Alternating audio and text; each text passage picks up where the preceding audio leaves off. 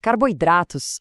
Os carboidratos. Olha, se tem um assunto que gera polêmica e um debate sem fim no mundo da nutrição, é esse. De um lado, dizem que são a base da nossa energia. Do outro, que são os grandes vilões da dieta. E aí? Nesta nossa análise, a gente vai fundo para desvendar esse mistério e ver o que os fatos realmente mostram.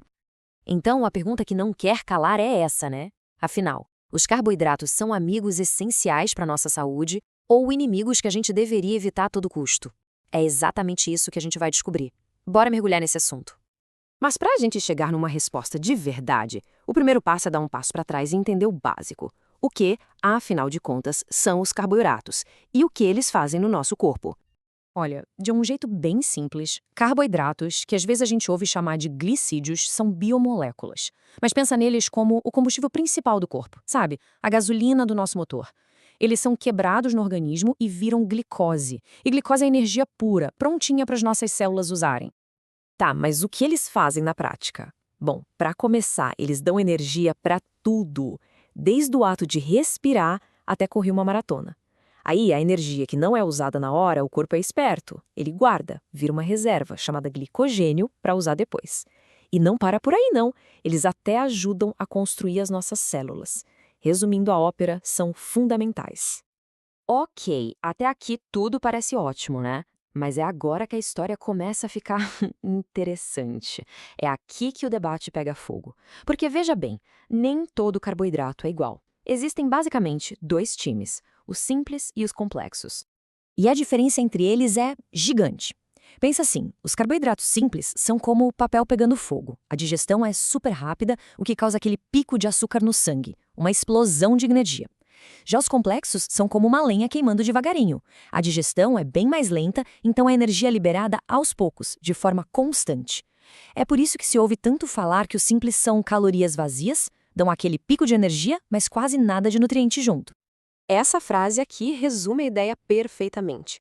Como a digestão dos complexos é mais lenta, eles não só fornecem energia por mais tempo, como também dão aquela sensação de saciedade, de estar satisfeito. E isso, claro, é super importante para ajudar a controlar o apetite. Certo, mas onde a gente acha cada um deles no dia a dia? Bom, os simples estão na cara. Açúcar, mel, refrigerantes, doces. Já os complexos, os mais nutritivos, a gente encontra no feijão, na lentilha, na batata e, claro, nas versões integrais de pães, massas e arroz.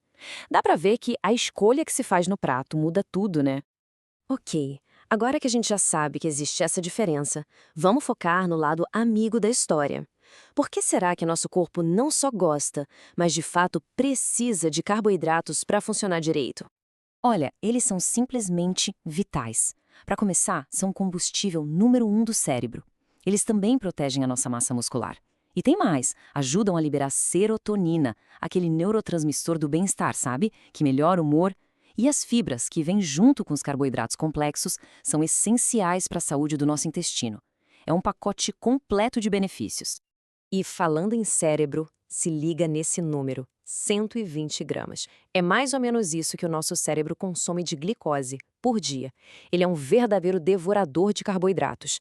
Depende quase que totalmente dessa energia para a gente poder pensar, se concentrar, para fazer tudo. E o que acontece quando falta esse combustível? Bom, quem já fez alguma dieta muito restritiva em carboidrato talvez conheça os sintomas. Mau hálito, dor de cabeça, até tremores. É basicamente o corpo acendendo a luz da reserva e gritando: "Ei, cadê minha energia?"